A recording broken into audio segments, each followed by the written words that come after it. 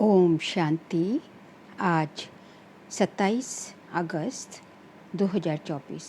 आज के ईश्वरीय महावाक्यों में हमारे परमपिता परमात्मा शिव हमसे कहते हैं, मीठे बच्चे, चैतन्य अवस्था में रह बाप को याद करना है। चैतन्य अवस्था में रह बाप को याद करना है। सुन अवस्था में चले जाना या नींद करना ये कोई योग नहीं है। प्रश्न है, तुम्हें आंखें बंद करके बैठने की मना क्यों की जाती है? उत्तर है, अगर तुम आंख बंद करके बैठेंगे तो दुकान का सारा सामान ही चोरी चोरी करके ले जाएंगे। माया और बुद्धि में कोई कुछ भी धारणा होने नहीं देगी। माया चोर बुद्धि में कुछ भी धारणा होने नहीं देगी। आंख बंद करके योग में बैठेंगे तो नींद आ जाएगी, पता ही नहीं चलेगा। इसलिए आंखें खोलकर बैठना है। कामकाज करते बुद्धि से बाप को याद करना है। इसमें हठयोग की बात नहीं। ओम शांति। रूहानी बाप समझाते हैं बच्चों को, ये भी बच्चा है ना, देहधारी सब बच्चे हैं। तो रूहानी बाप आत्माओं को कहते हैं, आत्मा ही मुख्य है, ये तो अच्छी रीति समझो। यहाँ जब सामने बैठते हो तो ऐसे नहीं शरीर से न्यारा हो गुम हो जाना है। शरीर से न्यारा हो गुम हो जाना ये कोई याद की यात्रा की अवस्था नहीं है। यहाँ तो सुजाग हो बैठना है। चलते फिरते उठते बैठते अपने को आत्मा समझ बाप को याद करना है। बाप ऐसे नहीं कहते यहाँ बैठे बेहोश हो जाओ। ऐसे बहुत बैठे बैठे गुम हो जाते हैं।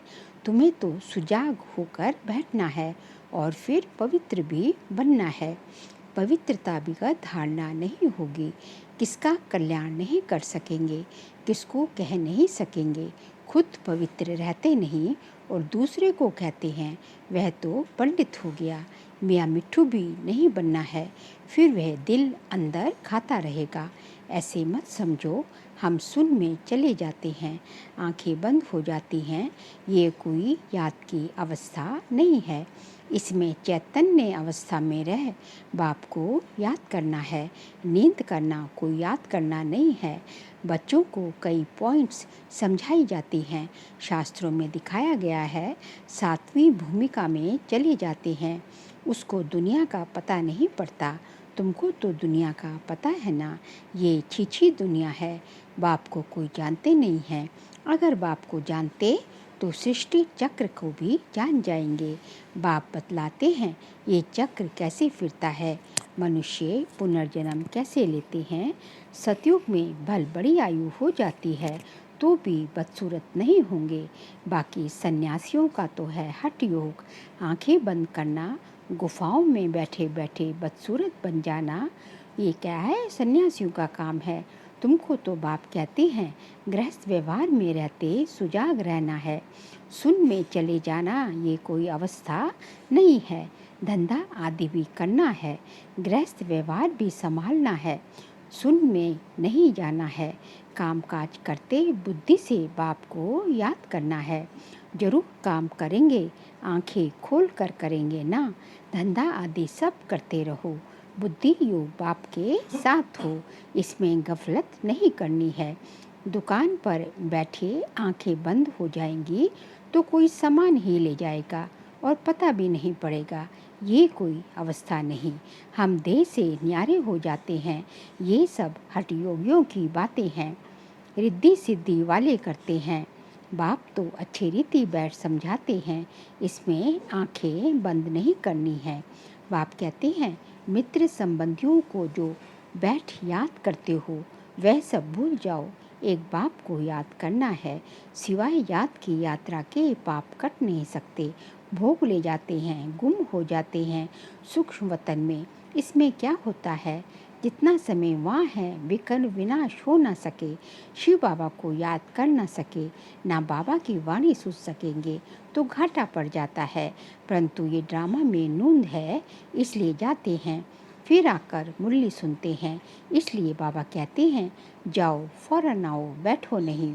खेल पाल करना बाबा ने बंद कर दिया है, अर्थात साक्षात्कार करवाना बाबा ने बंद कर दिया। ये भी घूमना फिरना, रुलना हुआ ना। भक्ति मार्ग में रुलना पिटना बहुत होता है, क्योंकि अंधियारा मार्ग है ना। मीरा ध्यान में वैकुंठ में चली जाती थी। वह योग व पढ़ाई थोड़ी ही थी। क्या उसने सद्गति को पाया, स्वर्ग जाने लायक बनी? जन्म जन्मांतर के पाप कटे? बिल्कुल नहीं। जन्म जन्मांतर के पाप तो बाप की याद से ही करते हैं, बाकी साक्षात्कार आदि से कोई फ़ायदा नहीं होता। ये तो सिर्फ भक्ति है, ना याद है, ना ज्ञान है। भक्ति मार्ग में ये सिखलाने वाला कोई होता ही नहीं तो सद्गति को भी पाते नहीं। भले कितना भी साक्षात्कार हो, शुरू में तो बच्चियाँ आप ही चली जाती थी, मम्मा बाबा थोड़े ही जाते थे। ये तो शुरू में बाबा को सिर्फ स्थापना और विनाश का साक्षात्कार हुआ था, पीछे तो कुछ नहीं हुआ। हम किसको भी भेजते नहीं हैं। हाँ, बिठा कर कह देते, बाबा इनकी रस्सी खींचो। वह भी ड्रामा में होगा तो रस्सी खींचेंगे, नहीं तो नहीं। साक्षात्कार तो ढेर होते हैं, जैसे शुरू में बहुत साक्षात्कार करते थे, पिछाड़ी में भी बहुत साक्षात्कार करेंगे। मिरुआ मौत मल्लू का शिकार, इतने ढेर मनुष्य हैं, वह सब शरीर छोड़ देंगे, शरीर सहित कोई जा न सके। शरीर सहित कोई सतयुग में व शांति धाम में नहीं जा सकता। कितने ढेर मनुष्य हैं, सब विनाश को प्राप्त करेंगे। बाकी एक आदि सनातन देवी देवता धर्म की स्थापना हो रही है ब्रह्मा द्वारा।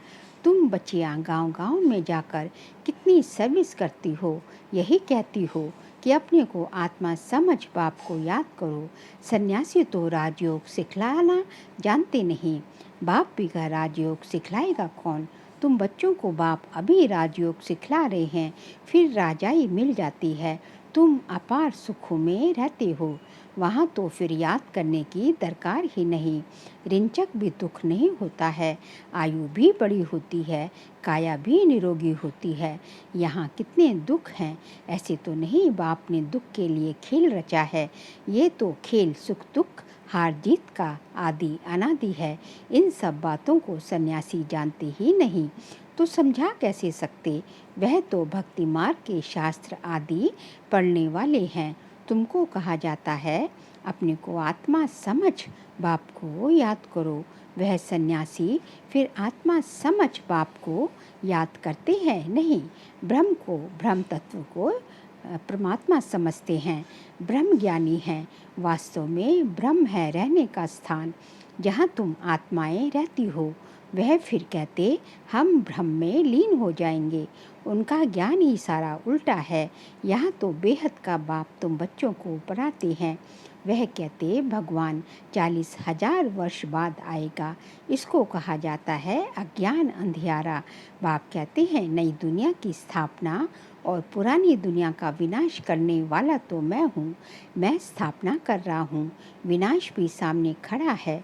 अब जल्दी करो, पावन बनो, तभी तो पावन दुनिया में जाएंगे। ये तो पुरानी तमो प्रधान दुनिया है। लक्ष्मी नारायण का राज्य थोड़े ही है। इनका राज्य नई दुनिया में था, अब नहीं है। वह पुनर्जन्म लेते आए हैं। शास्त्रों में तो क्या क्या लिख दिया है। कृष्ण को दिखाया है अर्जुन के घोड़े गाड़ी में बैठा है। ऐसे नहीं कि अर्जुन के अंदर कृष्ण बैठा है।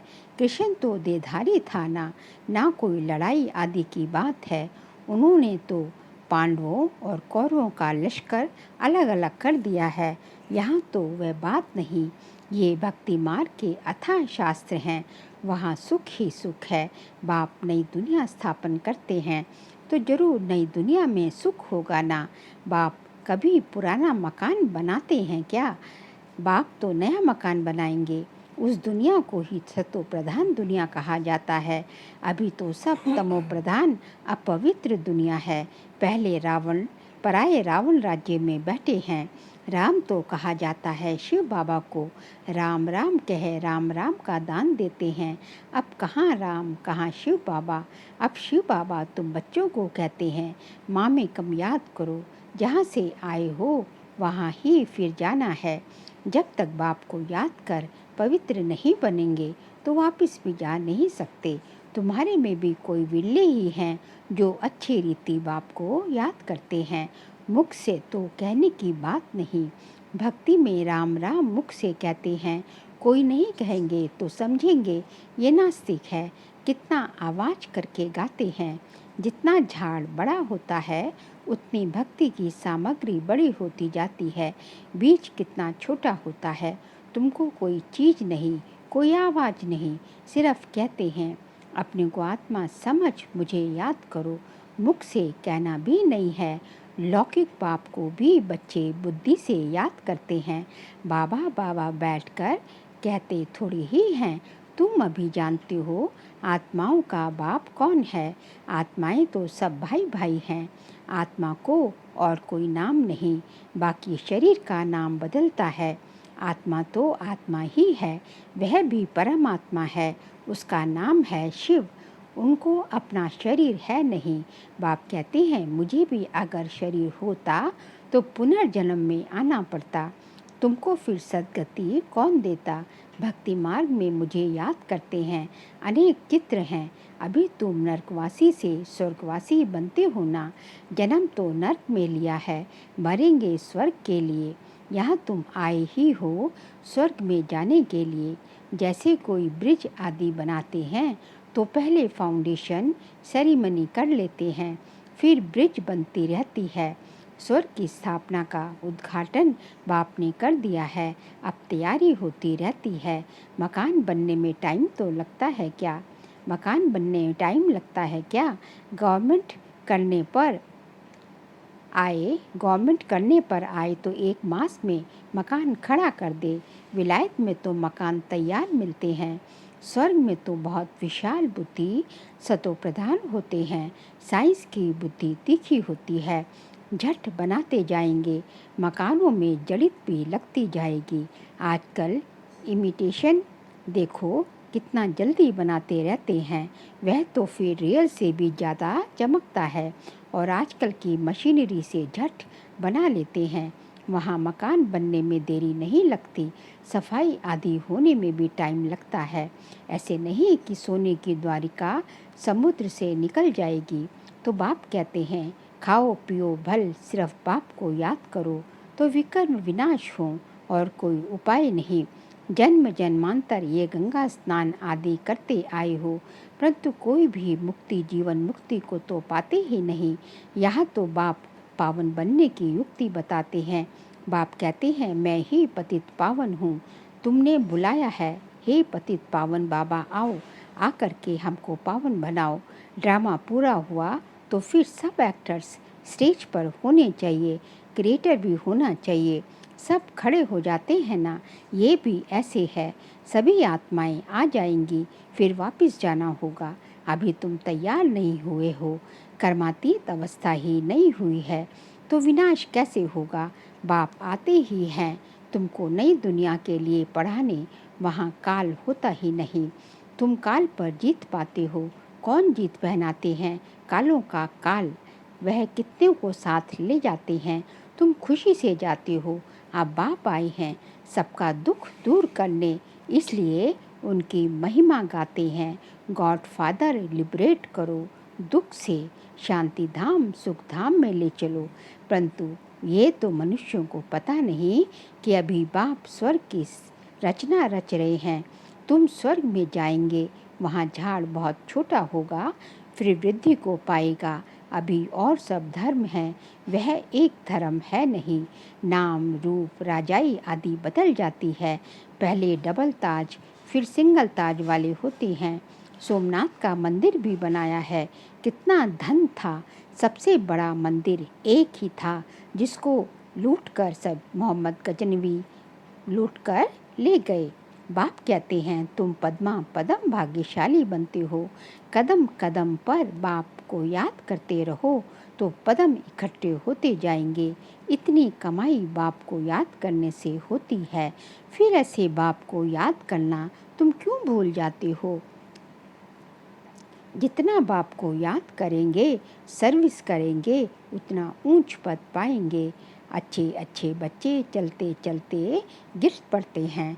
काला मुंह किया तो की कमाई चट हो जाती है, ज़बरदस्त लॉटरी गंवा देते हैं। अच्छा, मीठे मीठे सिखिल दे बच्चों प्रति माता पिता बाप दादा का याद प्यार और गुड मॉर्निंग।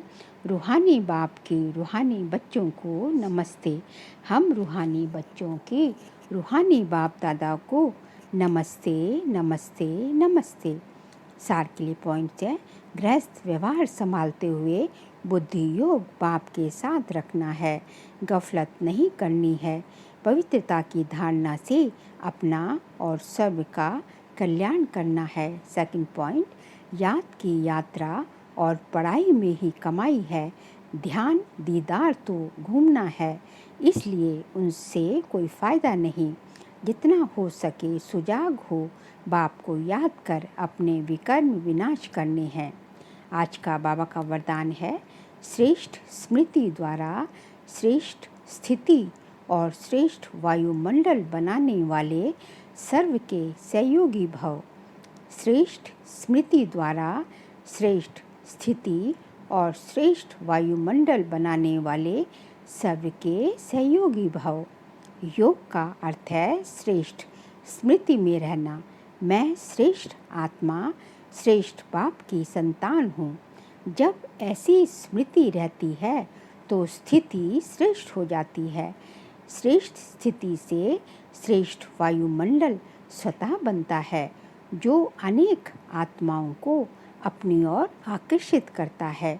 जहाँ भी आप आत्माएं योग में रहकर कर्म करती हो, वहाँ का वातावरण वायुमंडल औरों को भी सहयोग देता है। ऐसी सहयोगी आत्माएं बाप को और विश्व को प्रिय हो जाती हैं। स्लोगन है, अचल स्थिति के आसन पर बैठने से ही राज्य का सिंहासन मिलेगा। अचल स्थिति के आसन पर बैठने से ही राज्य का सिंहासन मिलेगा। बाप कहते हैं, आपकी स्थिति यदि अचल अडोल होगी, एक रस होगी, तभी जो है आपको जो है भविष्य का विश्व राज्याधिकारी बनोगे, भविष्य राज्याधिकारी बनोगे। तो उसके लिए क्या ज़रूरत है? उसके लिए आपकी स्थिति जो है एक रस होनी चाहिए और अचल अडोल होनी चाहिए। अच्छा, ओम शांति।